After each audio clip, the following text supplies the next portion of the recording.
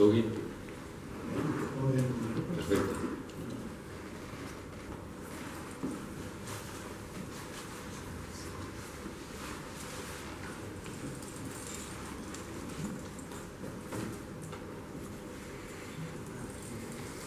Ok, vamos a comenzar la sesión de hoy día, el encuentro de hoy día. Vamos a partir por algunas cosas formales, a explicar un poco la forma de operar del encuentro de hoy y de los que vienen a futuro. Después vamos a presentar a quienes hoy día van a, no sé si conversar o debatir, o ambas cosas, no son contradictorias, y vamos a proceder, digamos, ¿no? Primero que nada queremos agradecer a nombre de la Corporación Letras de Chile la presencia de ustedes. En rigor es lo que alimenta este tipo de iniciativas que a veces son muy complejas de gestionar o de realizar y que permiten a través de justamente la presencia de ustedes indicar que hay gente hoy día en Chile que se interesa, y particularmente en esta ciudad, que se interesa por conocer e ilustrarse y debatir también y conversar, por cierto, con tan ilustres exponentes, ¿no? de la temática de hoy, por lo menos. En segundo lugar, también agradecer a la Municipalidad de Providencia y específicamente el sistema de biblioteca de la Municipalidad de Providencia, que es la que facilita el espacio, este café literario del Parque Balmaceda, que justamente se presta mucho para este tipo de encuentros y que al menos nos protege del frío que está haciendo allá afuera ahora, ¿no? Enseguida, indicar que este ciclo tiene programado varios encuentros, una vez al mes. Iniciamos con el de hoy y continúa con el del 10, no lo tengo acá, pero el 10 de mayo, sí, 10 de mayo. Es decir, en un mes más nos vamos a encontrar también aquí, igual que un martes igual que ahora, para hablar de poesía en emergencia, ¿no? Y sobre la creación poética en dictadura. El formato propuesto y definido es que en torno al tema de hoy día, que suena bastante amplio y profundo a la vez, contra utopía, fantasía o realidad, que se inserta, igual que el encuentro que vamos a tener el próximo martes 10 de mayo, en un ciclo mayor que la Corporación ha llamado Literatura e Historia. Cada uno de estos encuentros, y partiendo por el de hoy, entonces los expositores van a disponer de 15 minutos. Vamos a tratar de controlar, digamos, para que no se entusiasmen demasiado, digamos, porque después de la exposición de cada uno de ellos vamos a dar paso a las preguntas y observaciones que tengan ustedes, y que eso obviamente es parte de lo que enriquece justamente este tipo de iniciativas, que además, ojo con lo que digan, está siendo grabado en audio, ¿no? Y también aquí en video. Por tanto, será interesante también lo que ustedes señalen, porque eso va a formar parte del material que se va a recopilar y que tal vez nos permita después trabajar con él, ¿no? Vamos a partir entonces. Voy a presentar a nuestros contertulios de hoy día, y aquí a mi derecha Rafael Gumucio Rivas ha pedido que no hagamos sorteo en el sentido del orden que van a desarrollar la exposición, por tanto vamos a partir con él, por cierto. Rafael Gumucio Rivas, historiador y columnista, ex director del Instituto de Historia de la Universidad Católica de Valparaíso, también ex agregado cultural de Chile en Canadá, profesor en distintas universidades, encargado internacional de la Universidad Playa Ancha, en la Universidad Bolivariana, también profesor y autor de, entre otras obras, de la Nueva Estrategia frente al Poder, por allá por 1973, o El Desafío de la Soberanía Popular, del año 1988. Tal vez varios lo hemos leído en algún artículo por ahí de la Universidad Bolivariana, justamente en la revista Polis, donde ha tocado ya parte de los temas que vamos a revisar hoy día. A continuación va a intervenir Cristian Montes, doctor en literatura y profesor asociado de la Universidad de Chile, a quien por cierto también agradecemos la presencia hoy día, que nos acompaña, profesor en las cátedras de literatura chilena contemporánea y teoría literaria. Se desempeña en el Departamento de Literatura de la Facultad de Filosofía y Humanidades, ha publicado muchos artículos sobre literatura hispanoamericana y chilena en distintas revistas, es autor del libro Osvaldo Soriano, y a propósito del tema de hoy, Una contrautopía postmoderna, y de varios otros capítulos insertos en libros especializados de literatura.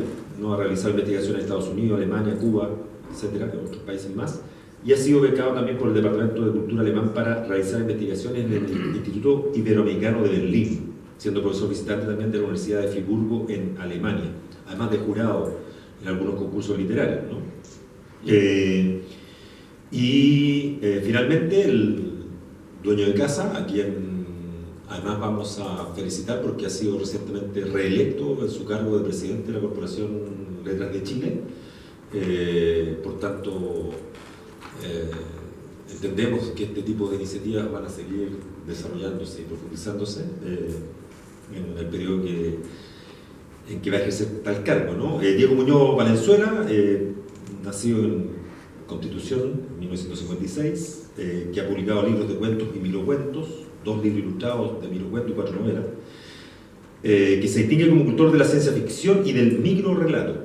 Libros suyos han sido publicados en España, Croacia e Italia, e incluso han sido traducidas algunas obras al croata, al francés, italiano, ruso, islandés y mapudungún. Premio Consejo Nacional del Libro en el año 1994 y el año 1996, en 2011, hace muy poquito, fue seleccionado como uno de los 25 secretos literarios a la espera de ser descubiertos por la Feria Internacional del Libro de Guadalajara, ¿no? Título no menor.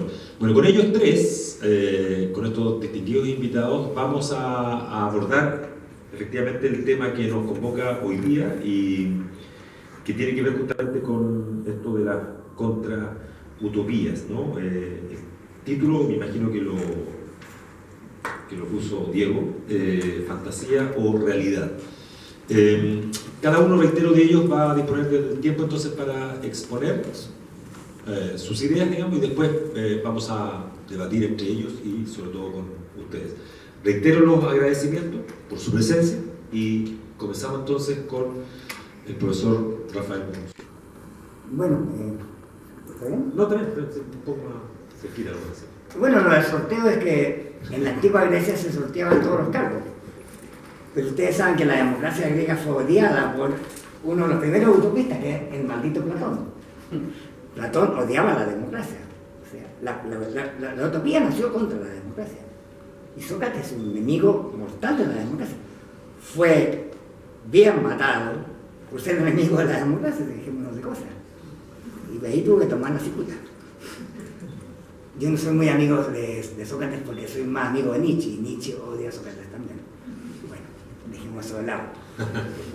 En la utopía, yo me acerco a lo que sea primero, la antiutopía no son fantasías, son realidad. Si uno lee a Orwell, lee las 2 obras de Orwell, La rebelión en las granjas, o lee 1984, son evidentemente pinturas exactas de la sociedad soviética de esa época, ¿cierto? En que el gran héroe era Trotsky, en ambas. Entonces, en cierto grado, yo diría que la antiutopía la estamos viviendo hoy día. Bueno, yo me acerco a la utopía por un autor que se llama Ernst Bloch, que es un autor que a mí me sirve mucho porque yo fui mucho tiempo de izquierda cristiana y anduve buscando el encuentro entre los cristianos y los marxistas. Siempre he creído un poco en eso, o sea, soy un poco utópico. Entonces, el Bloch es el que me abrió desde el punto de vista de la percepción marxista, de la análisis marxista, la visión del factor, del enorme valor del cristianismo. Entonces, tomo un término del Bloch que llama la oscuridad del momento presente. Yo creo que el momento de hoy día es el momento más antiutópico posible, o sea, no hay necesidad de hablar de fantasía. Lo malo es que no tenga autor. Pero hoy día, veamos 2 cositas nomás en América Latina. Este tema, nosotros cuando triunfamos contra la dictadura, nuestro gran sueño era la democracia. Yo estoy completamente decepcionado. La democracia hoy día está completamente capturada por los bancos. Vean lo que está pasando en Perú, lo que pasa en Brasil, lo que va a pasar en Chile en poco tiempo. estamos en un grado de corrupción, de destrucción de nuestro sistema democrático muy radical. Por lo tanto, a mí me parece que estamos ya en la antiutopía más grande. Un amigo mío, Jorge Vergara, escribe libros completos para probar que el neoliberalismo, hablemos de neoliberalismo seriamente, el neoliberalismo lo usa todo el mundo, es casi la pasta dental, hay que usarlo bien. Pero el neoliberalismo, según mi amigo Jorge, tenía mucho de utopía, porque no es solo una concepción del mercado, no es solo una concepción del monetarismo, sino que también es una concepción completa del mundo. Y que Hayek tiene toda una visión de la política, tiene toda una visión de... Entonces, en ese sentido, creo que yo concuerdo con Jorge. Jorge le llama utopía, yo le llamo antiutopía, o sea, la más alta antiutopía es el neoliberalismo. A lo mejor el término me queda chico. Yo diría que lo más radical antiutopía que estamos viviendo en Chile es la plutocracia y la oligarquía. O sea, estamos viviendo una cosa que un gran autor que se llama ultra reaccionario, me gusta leer a los reaccionarios porque se escribe mejor que lo que...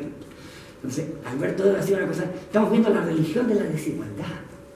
O sea, esto alfa, beta, si vemos un poco a Durkheim, en Durkheim lo mejor que hay son que tú naces alfa, beta, y los épsilos son tontos que tienen que trabajar pero pasarlo bien y tomar pastillas para no en el mar. Bueno, entonces, yo creo que vivimos en el fondo, vivimos la más radical utopía de la desigualdad, la más radical religión de la igualdad. Y la utopía es la religión de la igualdad. Yo peleaba mucho con Jorge. Yo creo que no está relacionado con la democracia, porque si uno lee a Moro, Campanella y a todos los utópicos, hasta llegar a los antiutópicos actuales, en general ninguno es democrático. En el fondo, el sueño de la utopía es el sueño de la igualdad. Y ese es el gran sueño que teníamos. En eso me abrió en el blog una gran apertura a la utopía.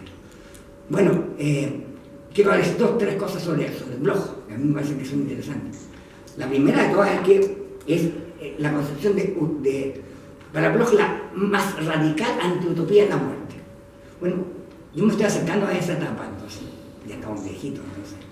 Por primera vez uno ve la muerte y yo reflexiono todas las cosas sobre la muerte.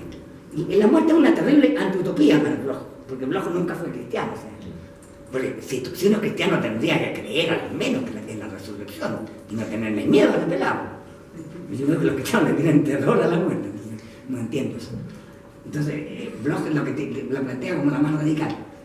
Dentro para contarle otra cosa que me llamó mucho la atención cuando me puse a leer Utopía, Hagler tiene un remedio que se llama Sommer, que es como para equilibrar, pero también tiene una manera de enseñarle a la gente a acostumbrarse a la muerte. Y eso tendría alguna relación epicureana. Entonces, tengan cuidado con la antiutopía, porque en la antiutopía hay cosas interesantes. Me encantaría que existiera el Sommer, realmente lo planteo, que mira que llegara viejo, llegara a 90 años y estar más tarado que nunca. De repente es rico irse, ¿no? Irse a la nada. Pues desgraciadamente el Sommer no existe. Existe la eutanasia, pero no existe el Sommer, existe también la muerte dulce, lo que tú quieras. Bueno, en la idea de Bloch, de la utopía, voy a terminar con esta idea, la idea es en los sueños. Pero yo creo que hoy día a los jóvenes les encanta hablar de los sueños. Yo veo candidatos presidenciales, mis sueños son estos. Lo terrible es que hay muy pocos sueños despiertos. Entonces, si visualizáramos bien la utopía, ya no tendría que ser las aburridas, muy aburrido leer a Amor, ¿no?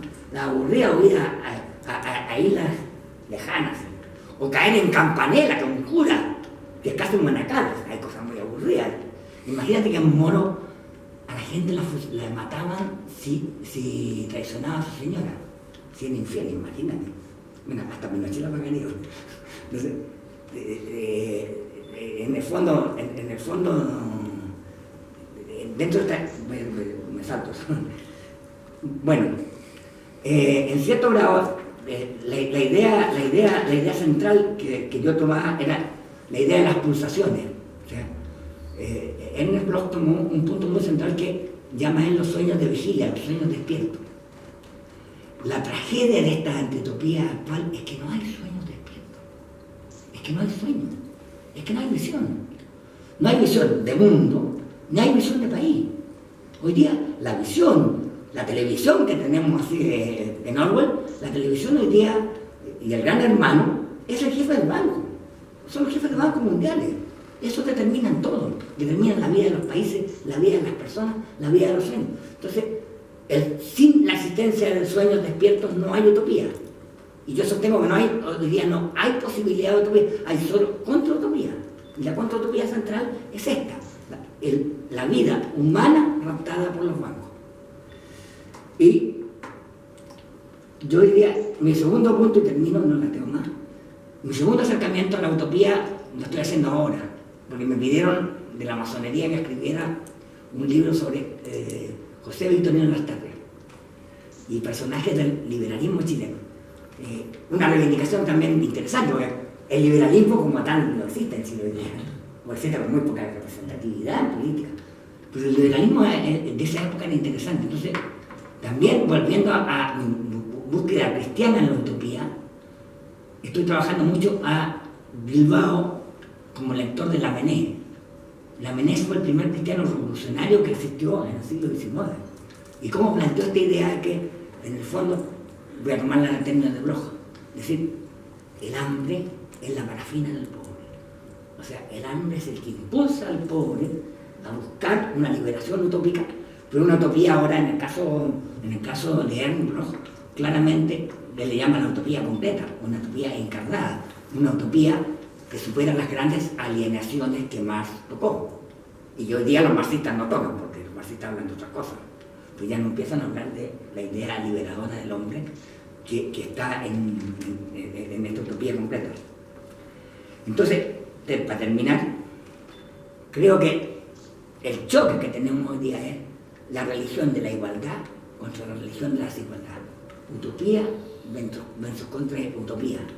Contra utopía siempre no es igualitaria. Ahora, olvidémonos, y terminamos con la idea, olvidémonos de Orwell, olvidémonos de Huxley, porque esa era otra época, son los años 30.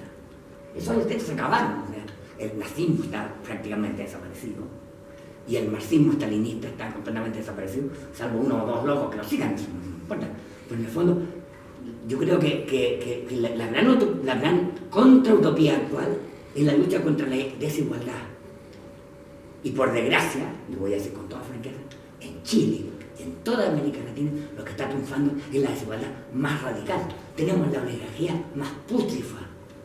Y mientras no entendamos eso, no vamos a acercarnos a ningún horizonte de utopía, ni concreta, ni abstracta, ni soñadora. Gracias. Bien.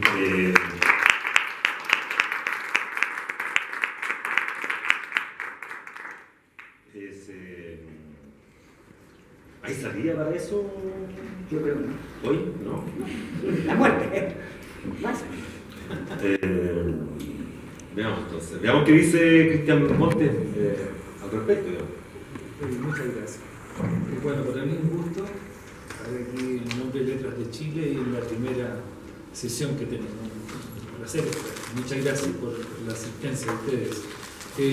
Cuando mi amigo Diego me habló del término de la contrautopía como un denominador de la primera sesión, yo le expliqué que tenía que llevarlo a mi área, que es de lo que he estado tratando de investigar en este tiempo, que es la narrativa de los jóvenes escritores, jóvenes relativamente, que tienen como 40 años, entre 40 y 45, aquí en Chile. Entonces, contrautopía y imaginario apocalíptico en la novela de los hijos. Lo prefiero leer para no dispersarme. Es elocuente la persistencia del imaginario dictatorial en la narrativa chilena de estas primeras 2 décadas del siglo XXI. A pesar de los 26 años en que se reconquistó la democracia, dicho imaginario parece incluso seguir fortaleciéndose y reactualizándose permanentemente.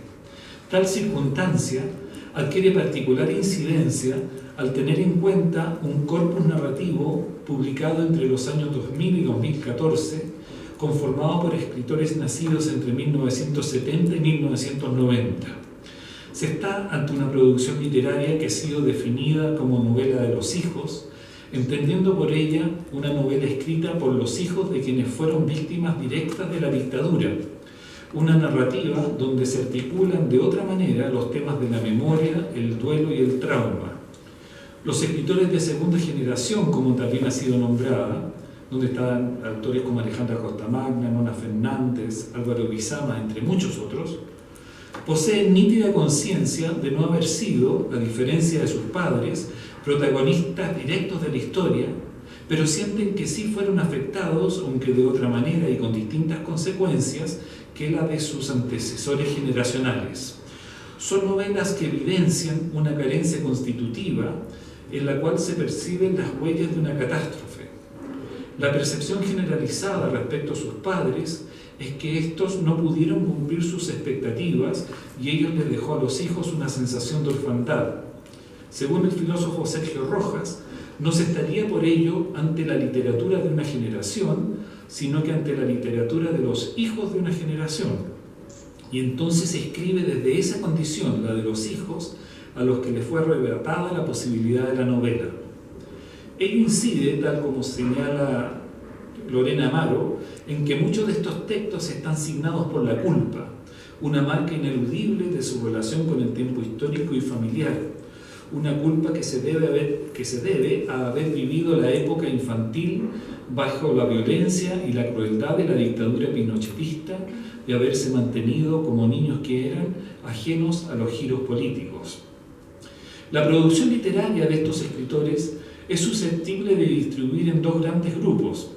Por un lado están las novelas que remiten directa y explícitamente al pasado de la dictadura para ver de qué manera sus huellas siguen determinando el presente de los narradores y los personajes. En otro lado se ubica un conjunto de novelas donde el punto de hablada, a pesar de situarse en el futuro, se proyecta, ya sea oblicuamente o de manera directa, a los tiempos de la dictadura militar. Son novelas que al interior del formato genérico de la ciencia ficción, más que proyectarse al futuro, continúan remitiendo al pasado. Puede apreciarse así una producción escritural donde las perspectivas semánticas y las visiones de mundo se debaten entre el reenvío al pasado de la dictadura y la remisión a un futuro cuya matriz compositiva es también dicho pasado, lo que deviene en una compleja interrogación sobre el presente desde el cual se escribe. Si, como dice Hans Robert Jauss, lo que nos revela una obra depende del tipo de preguntas que realizamos desde nuestro momento histórico y de la habilidad lectora para reconstruir la pregunta a la que dicha obra da respuesta, es factible preguntarse ¿por qué esta tendencia a seguir inscrita en el imaginario de la dictadura después de los años transcurridos desde que se conquistó la democracia? ¿De qué forma se ha renovado el imaginario de la dictadura y qué nuevos ángulos ofrece esta producción narrativa en comparación con la de décadas anteriores? ¿Cómo es reactivada la memoria para que el olvido de lo sucedido no se superponga al acto de recordar? En consecuencia con las preguntas realizadas, una investigación exhaustiva de este corpus exige tratar de develar en qué consiste esa especie de cerco significante con el que el ejercicio imaginativo se estrella, quedando atrapado en el imaginario de la dictadura. Una eventual hipótesis al respecto es que dicha persistencia temática tiene íntima ligazón con las formas en que esta textualidad ha procesado la experiencia colectiva del duelo y los efectos del trauma generado por la debacle simbólica que significó el golpe militar y los años de dictadura en Chile. El imaginario de la dictadura alcanza en esta narrativa el estatus de un imaginario social, aludiendo con ello a un mecanismo a partir del cual un grupo humano elabora una representación de sí mismo, define sus relaciones con los otros, conservan y modelan el pasado y proyectan sus temores y esperanzas al futuro. El estudio del imaginario social de estas memorias narrativas que, según Elizabeth Yarin, pueden encontrar o construir los sentidos del pasado y las heridas de la memoria, posibilita entender en qué consiste la fidelidad al trauma. Ello podría revelar, en parte, una reticencia o deseo inconsciente de no desprenderse de este ni del proceso de duelo constante.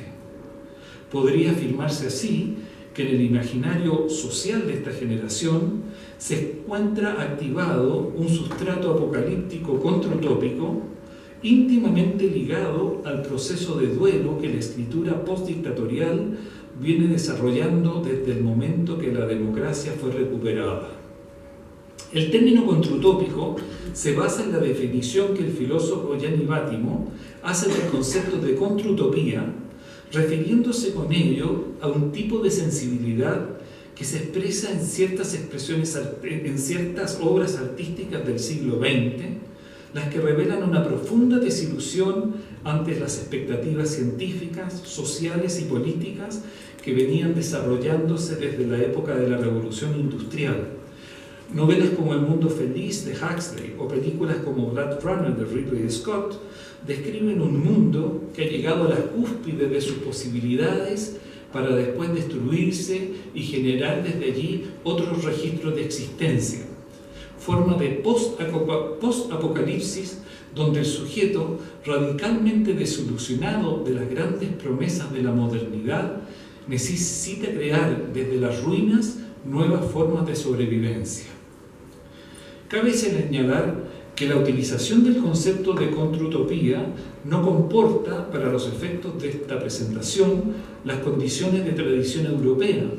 Su operatividad proviene más bien de la constatación de una crisis generalizada y de un tipo de apocalipsis laico que entraña dicho concepto, los que resuenan con matices culturales, geográficos y temporales distintos, por cierto, con las formas de representación de mundo que se observan en las novelas de los hijos.